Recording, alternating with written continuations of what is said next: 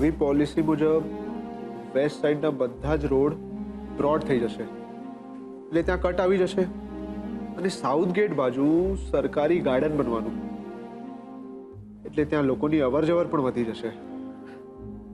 તો ત્યાં કમર્શિયલ પ્રોજેક્ટના ચાન્સીસ વધી જશે.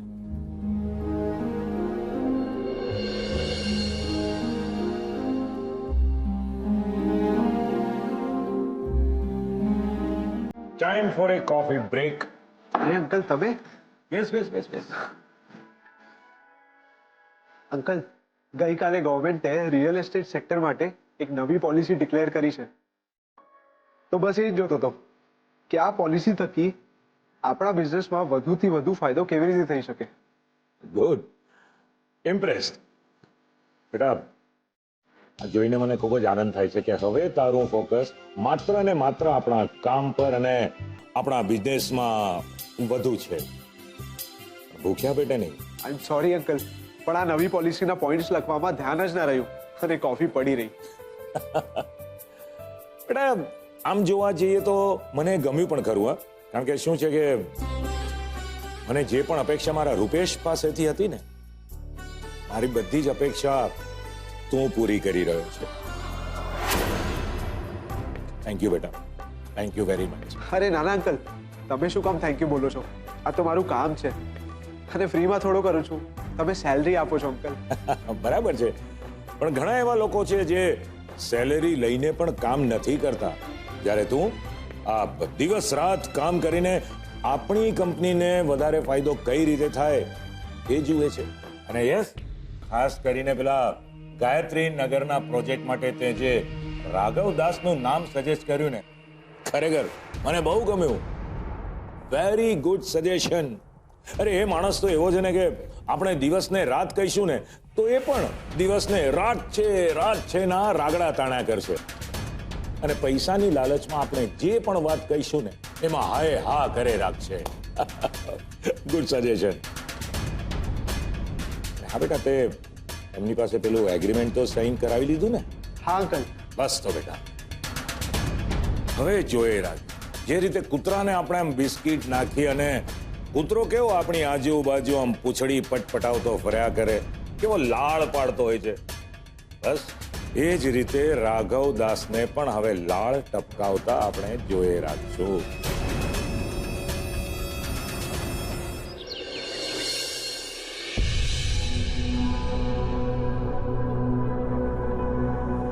લ્યો મોહનભાઈ, અમારા સુશાંતનું માફીનામું એણે લખીને આપ્યું છે તમારી શરત મુજબ.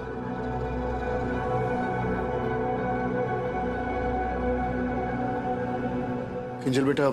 જી પપ્પા. લે, મોટેથી વાંચ એટલે બધાને સંભળાય. જી.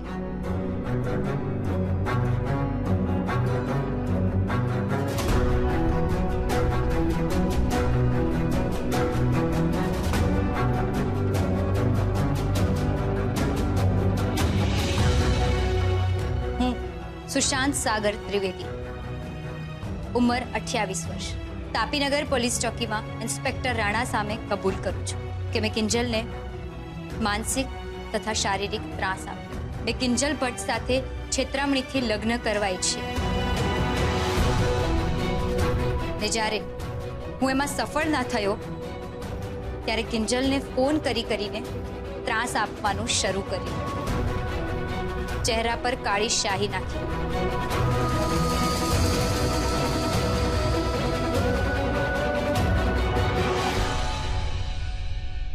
કાળા ગુલાબ મોકલ્યા. તે જન્માષ્ટમીના દિવસે રાત્રે રમકડું મોકલવા પાછળ પણ મારો જ હાથ હતો.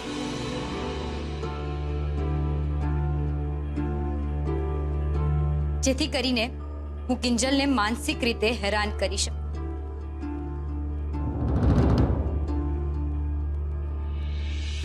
સાથે હું એ પણ સ્વીકારું છું કે મેં જ કિંજલ ભટ્ટનું અપહરણ કર્યું હતું ને મારી સાથે લગ્ન કરવા માટે દબાણ પણ કર્યું હતું.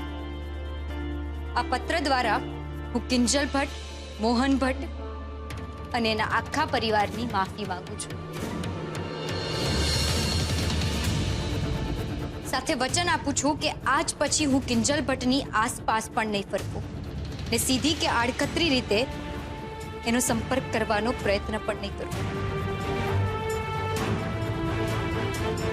હું ભટ્ટ પરિવાર અને કિંજલનો આભારી છું કે આટલું થયા પછી પણ મારા ભવિષ્યનો વિચાર કરતા મને માફી આપવાનો નિર્ણય લીધો.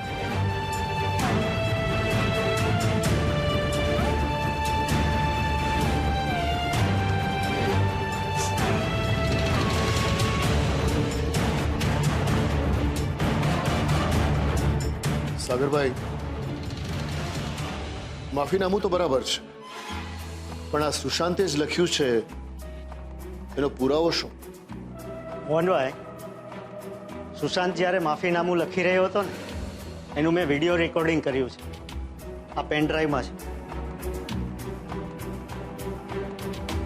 રમેશકુમાર,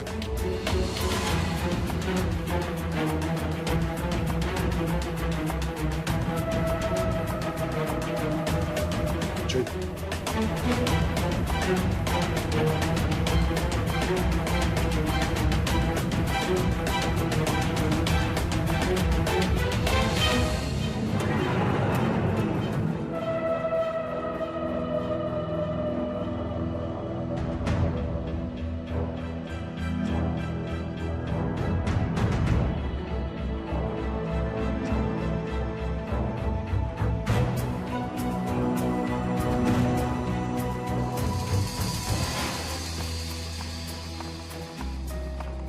ઠીક છે.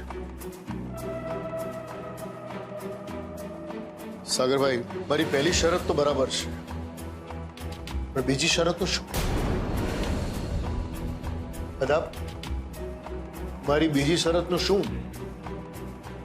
મોહન, તારી બીજી શરત બહુ અઘરી છે, પણ પંચ હોવાની નાતે એ પંચની જવાબદારી છે કે નાતની બેન દીકરીની આબરૂ જળવાઈ રહે. એની હારે કોઈ રમત કરે તો પંચ અને નાતબાર મુકતા જરા પણ અચકાશે નહીં. હું પ્રેમજી કિશનચંદ ભટ્ટ આજથી અત્યારથી જ રાઘવ ભટ્ટ, રાહુલ ભટ્ટ અને ભવાની ભટ્ટને નાત બાર મૂકું છું.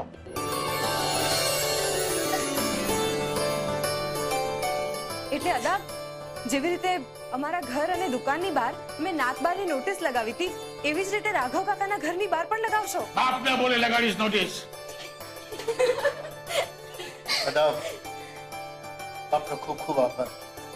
અરે આભાર બાબર તો સમજ્યા મોહન બેટા, પણ તારી જેમ મેં પણ એક શરત સાગરભાઈ પાસે મૂકેલી. સાગરભાઈ, આપણી શરતનું પાલન કરો ભાઈ. હા અદાબ, હાલો મોહનભાઈ, ચેક 3 લાખનો તમારા માટે. 3 લાખનો ચેક? અદાબ, નહીં, બહુ સમજાવું છું. તમે આ આખો મામલો ઘર મેળે પતાવી દીધો તો કોર્ટમાં ગયા હોત તો સાગરભાઈ 3 લાખનો ખર્ચો તો થયો જ હોત ને. નહીં મોહન, મને ખબર છે કે તું ના પાડવાનો છો. અરે બેટા, આ તારી આબરૂની કિંમત નથી, તારા હકના પૈસા છે. ના ઇન્જેક્શનની એમને જરૂર છે.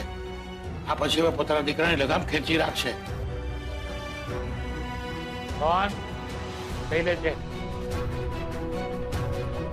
ચાલો ભાઈ, હું તો ચાલ્યો હવે રાઘવના ઘરે નોટિસ લગાડવા. તમે છોડ્યું પોલીસ ચોકીએ જાઓ, ફરિયાદ પાછી લઈ લેજો. ચાલો નીકળો. અદા, જમવાનું અહીંયા જ રાખવાનું છે. હો, એ તો ના પડી તો અહીંયા જ આવીશ. તને શું લાગે છે નાતબાર કેટલા માણસોના ઘરે જમવા જઈશ? હાલો સાગરભાઈ, નીકળે. ચાલો ઘરે. જય માતાજી. જય માતાજી. અદા, હાલો. મીરા, આ મંદિરમાં મૂકી દે, સારા કામમાં આપી દઈશું.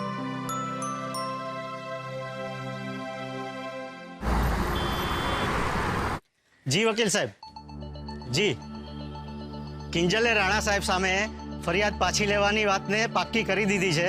તમે સુશાંતને છોડાવવાના પેપર લઈને જલ્દી આવી જાઓ. ઓકે. સાગર અંકલ, મેં સુશાંત વિરુદ્ધ ફરિયાદ પાછી લેવાની હા તો પાડી દીધી છે, પણ તમારે પણ સુશાંતને સમજાવી દેવો પડશે કે આજ પછી સુશાંત ક્યારે પણ મારો સંપર્ક કરવાનો પ્રયત્ન ના કરે.